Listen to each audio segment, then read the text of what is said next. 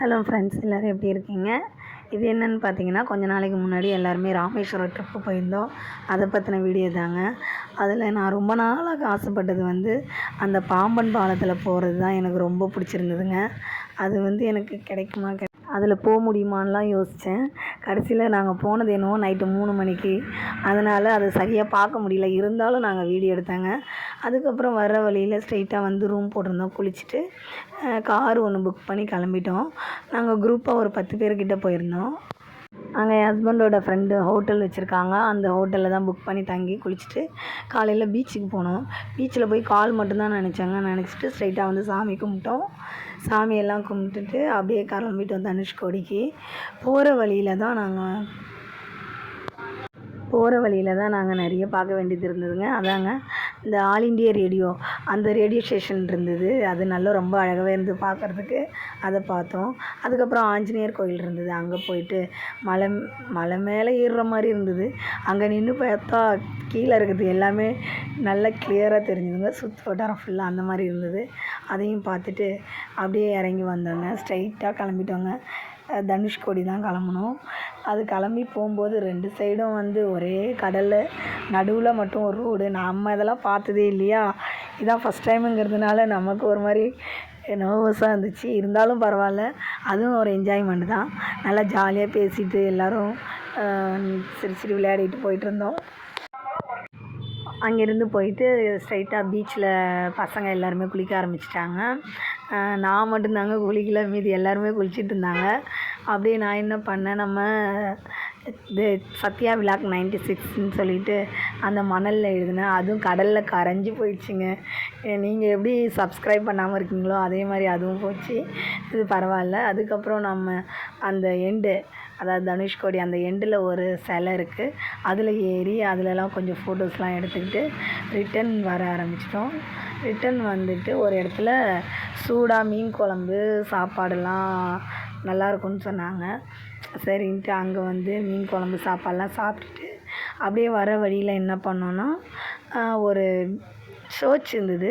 அந்த சர்ச் சுனாமியில் ஃபுல்லாக அழிஞ்சிருச்சான். ஆனால் பார்க்குறதுக்கு ரொம்ப அழகாகவே இருந்தது. அதையும் பார்த்துட்டு அங்கே கொஞ்சம் பொருளெல்லாம் வாங்கிட்டு, அது பசங்க விளையாடுற மாதிரி எல்லாமே அந்த சிப்பி, சங்கு அந்த மாதிரி அதில் செய்கிற ஐட்டமாக இருக்குது. அதை வாங்கிட்டு அடுத்தது மெயினானது ஒன்று பார்க்கணுமே, அதுதாங்க இந்த போட்டிங் போகிறது தாங்க. போட்டிங்கு அது 6 மணியோட க்ளோஸ் பண்ணிவிடுவேன்னு சொன்னாங்க. அதனால நம்ம சீக்கிரமாக போயிடலாமேன்னு சொல்லிவிட்டு அங்கே போனாங்க. இருந்தாலும் பயமாக தான் இருந்தது.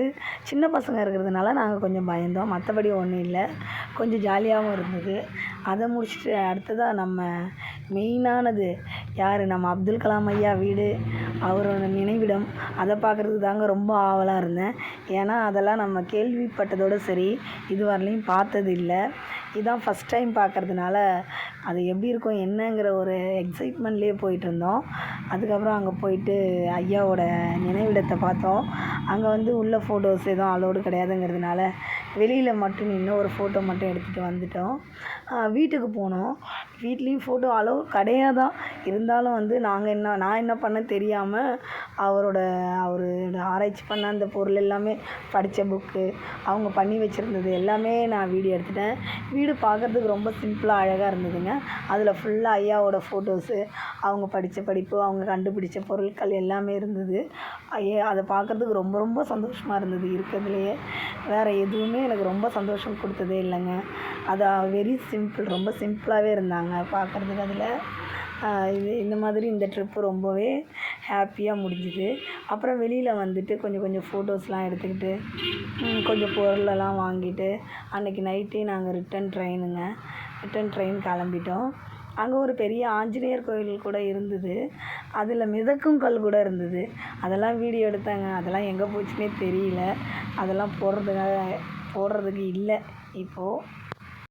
இந்த ராமேஸ்வரம் ட்ரிப்பு எங்களுக்கு ரொம்பவே சந்தோஷமாக இருந்ததுங்க. நாங்கன்னு இல்லை, பசங்க என் கூட வந்த எங்கள் அக்கா ஃப்ரெண்ட்ஸ் எல்லாருமே ரொம்ப சந்தோஷப்பட்டாங்க.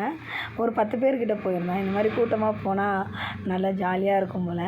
அதனால் வந்து இனிமேல் நாங்கள் என்ன பண்ணோம், வேறு ட்ரிப் பிளான் பண்ணலான்னு சொல்லிவிட்டு அக்கா கேட்டுகிட்டே இருந்தாங்க. சரிக்கா நம்ம இந்த மேல பார்க்கலான்னு சொல்லி நாங்கள் பிளான் பண்ணி வச்சுருக்கோம். இந்த வீடியோ உங்களுக்கு பிடிச்சிருந்ததுன்னா மறக்காமல் லைக் பண்ணுங்கள், சப்ஸ்கிரைப் பண்ணுங்கள். சத்யா விலாக் 96க்கு பாய், see you.